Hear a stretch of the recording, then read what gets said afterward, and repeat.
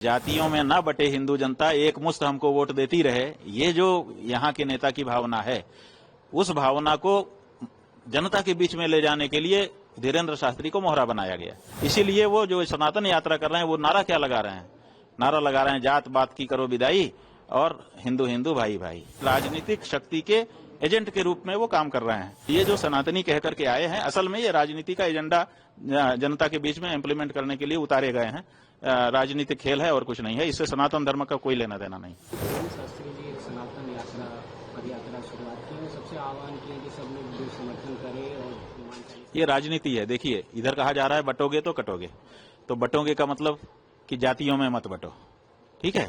तो जातियों में न बटे हिंदू जनता एक मुश्त हमको वोट देती रहे, ये जो यहाँ के नेता की भावना है, उस भावना को जनता के बीच में ले जाने के लिए धीरेन्द्र शास्त्री को मोहरा बनाया गया।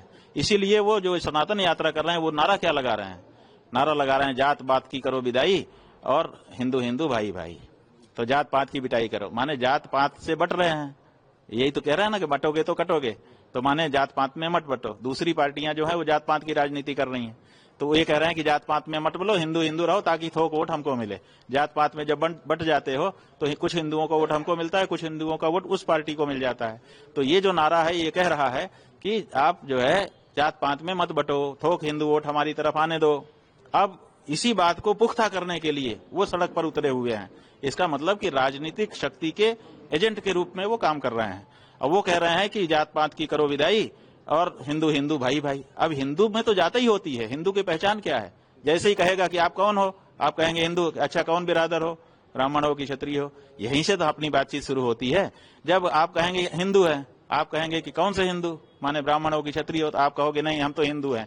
आपके ऊपर कोई भरोसा करेगा? बताओ। आप अगर अपनी बहन का विवाह करने गए हो, जिसके घर में गए हो उसके यहाँ जाके पूछोगे क्यों भाई, आप तो हिंदू तो बट नेचुरल वही है। आप उससे पूछेंगे कौन बिरादर हो, वो कहेगा कि हम तो हिंदू हैं।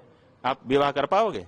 नहीं कर पाओगे। क्यों? क्योंकि वो हमारी परंपरा है, हमारे यहाँ वर्णाश्रम का विचार है।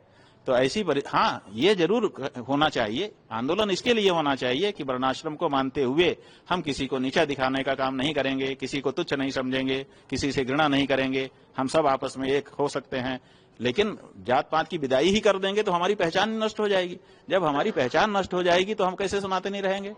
तो ये जो बात हो रहा है, ये तो जैसे ही कहते हैं कि जात पात की करो विदाई, वैसे ही सनातन धर्म नष्ट हो जाता है। तो उसके बाद फिर सनातनी ये कैसे हिंदू भाई भाई हो जाएगा? तो ये जो सनातनी कह करके आए हैं, असल में ये राजनीति का एजेंडा जनता के बीच में इम्प्लीमेंट करने के लिए उतारे गए हैं। राजनीतिक खेल है और कुछ नहीं है। इससे सनातन धर्म का कोई लेना देना नहीं। और इसीलिए पुरी के शंकराचार्य जी महाराज ने कहा है कि इसके हाथ का पानी तक नहीं पीऊंगा।